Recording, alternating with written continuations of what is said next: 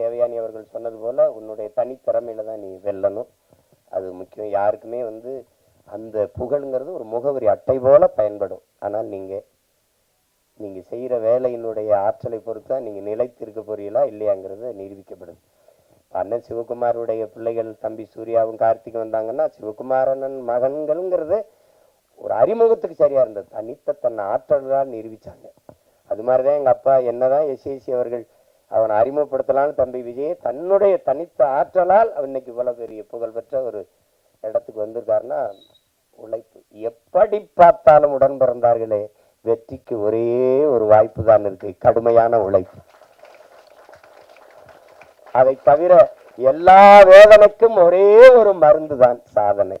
சாதனையை எப்படி தொட முடியும்? வெற்றியின் மூலமா. வெற்றியை எப்படி அடைய முடியும்? கடுமையான உழைப்பின் மூலமா. அதனால உழைப்பு உழைப்பு உழைப்பு, அதை தவிர ஒன்றும் கிடையாது.